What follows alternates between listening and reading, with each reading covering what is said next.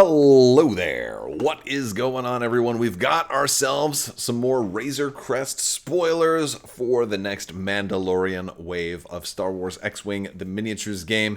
This is some pretty cool stuff, and Mandalorian's very, very popular right now, so Razor Crest stuff is definitely welcome. Happy to be talking about all of the Mandalorian things. If you guys are new here to the channel, we are still giving away a lightsaber, so all you have to do is be a subscriber and leave a comment on this or one of my videos. It's as simple as that. That's going to be running all throughout February also, so you still have plenty of time left to enter to win that lightsaber. It's actually going to come in the form of a $250 Amazon gift card, so you can use it to get maybe multiple cheap lightsabers or one big dark saber or whatever you want to get.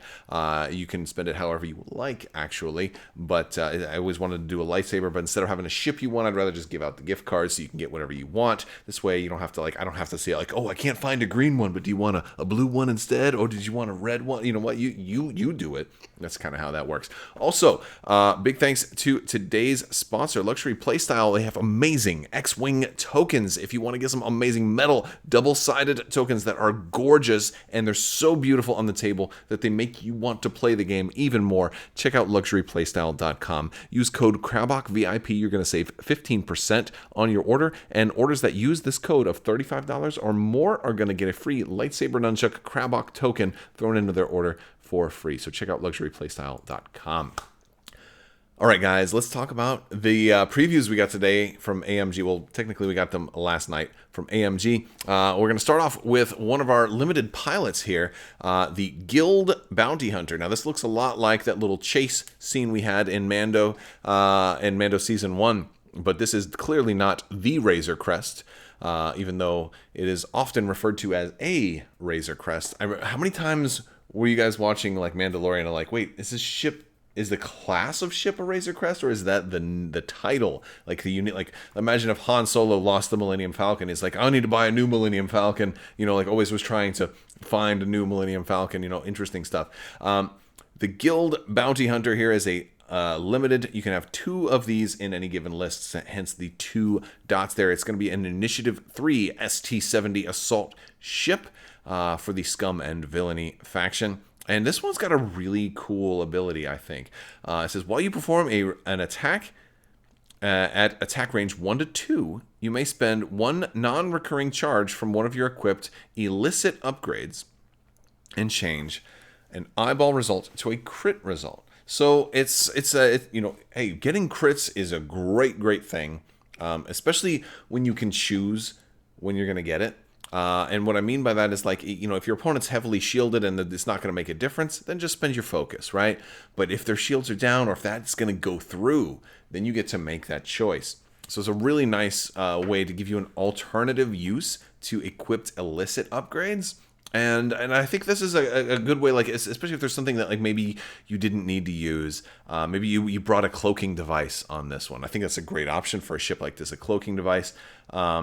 And then you're going to be hey, you know what? It's got 2 charge on it, so I can cloak once, and then maybe use the second. Maybe I don't want to cloak again in the middle of the match, so it makes for a great hey, I can spend that extra Stygium crystal to give me a crit, right? And so I think that's kind of a really good use for it. The thing is, most of the illicits have only one charge, so they're you're kind of taking them for one reason or another, and this is just an alternate reason in case maybe that illicit doesn't pan out. Hey, you know what, I actually don't want to use the feedback array. I actually don't want to use what the inertial dampeners, inertial dampeners doesn't have a charge, right? False transponder codes, maybe I don't want to use that one, right?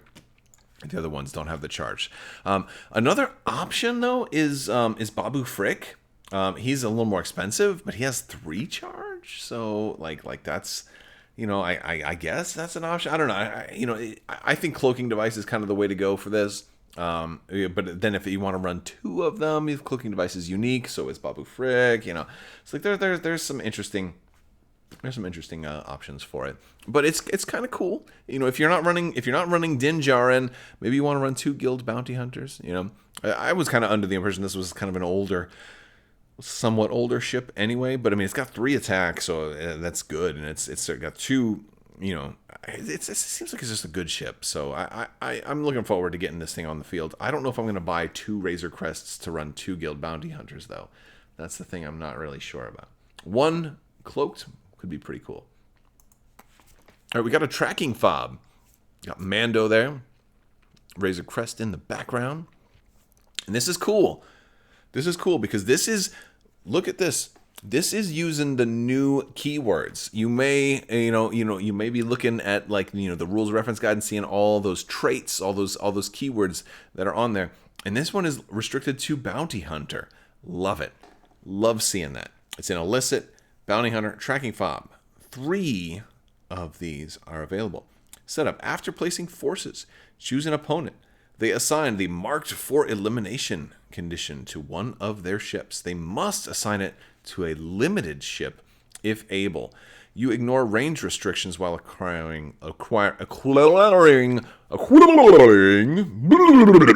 Me is no one to give you Jar Jar Binks. The Naboo, they think they're so tracking fobs. I don't even know what I'm doing right now, but I'm not editing that out because I'm feeling great. We're going to get on with this. You ignore range restrictions while acquiring locks on the ship with the marked for elimination condition.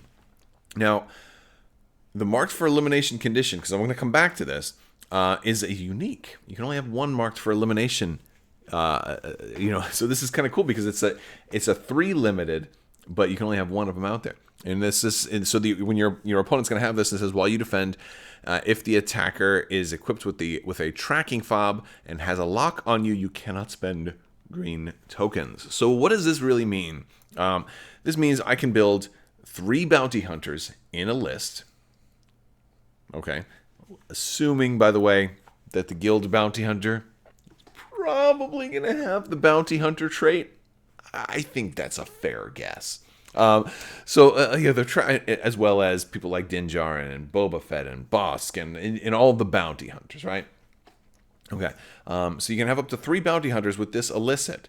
And although granted, do you want to run that on the guild bounty hunter? Because I guess it depends how many illicits each version of this ship ends up getting, and so, but yeah, so every bounty hunter that has a tracking fob, if you up to 3 of them can all have this, and the more of them you get, the more likely you are to kill, especially because it has to go on a unique ship if able. So if I'm running a couple of generic X-Wings and then I've got like Luke Skywalker on there, it'll have to go on Luke Skywalker if he's my only unique. And so while I don't get to choose exactly who it goes on, I have a little bit of influence because it has to go on at least one unique pilot.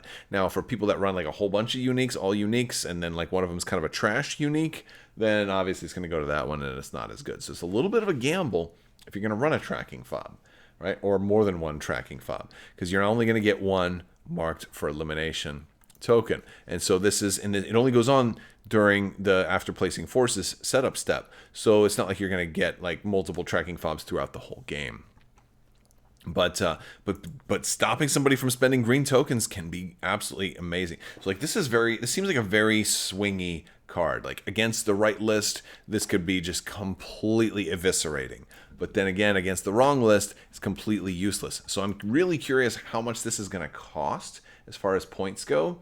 Because if it's less than like 4 points, then maybe it's fine. If it's like 2 points, fine. But if it's like a 5 or 6 point upgrade, and then I'm like, oh, while it could win you a game, very well might be a waste of points against a lot of lists. So we'll have to see. Of course, that means also you can do the target lock first turn, so that's pretty cool too. All right.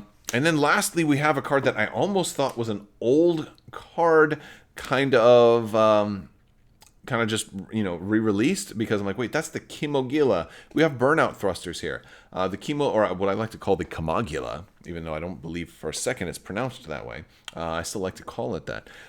We have Kimogila art on here, which is kind of cool. I wonder if when this was commissioned, FFG was getting ready to release like a Kimogila Aces pack or something like that. Anyway, Burnout Thrusters. It's a mod. It's Scum, small or medium, which means it can go on the Razor Crest. It can also go on the Kimogila. And it's got 1 charge, and it's going to give you Slam. It says, after you perform a Slam, you're going to lose a charge. Then you may gain a deplete token to remove a disarm token. If your charge is inactive, you cannot perform the Slam action. This is a great way to get like right up into the neck of, get up close and personal right away. Very, very cool. Like just surprise everybody. Like, oh, are we Are we at range 1? Are we at range 1 on turn 1? Look at that. I'm blasting you. You know, like that could be pretty fun. But yeah, so Burnout Thrusters seems like a pretty interesting card. Plus, you know, it does kind of factor into the Guild Bounty Hunter. Could be a good option for the Guild Bounty Hunter because you're like, hey, you know, I don't think I'm going to want to slam. I want to actually get this crit right now. You know, or maybe, you know what, maybe I don't want the crit. I want to slam later. You know, you're only going to be able to slam once. You know, I feel like weird. I think I've said slam too many times. So that's it for all the previews. I know a lot of previews, like just about everything from the Mandalorian pack was kind of leaked on social media and stuff. So maybe I'll talk about that later this week or maybe next week. Probably, or maybe I'll just do a live stream. I haven't done a live stream in a while, so that's a good thing. We also have a new double critical coming up tomorrow, so we've kind of got some spoiler windowy stuff behind me. So make sure you guys stay tuned, especially if you're a Star Wars Legion player, and even if not, we're gonna be talking about some fun stuff. We got a new season of Double Critical coming out tomorrow, so stay tuned for that. And that's gonna do it for our video today. I want to thank you guys so much for watching. Big thanks to Luxury Playstyle for sponsoring the video. Big thanks to my patrons. You guys are amazing and help make this channel possible. Don't wash your socks unless you want to make sure you have a place to come home to. Or so maybe in fact you should always wash your socks. Have a great day.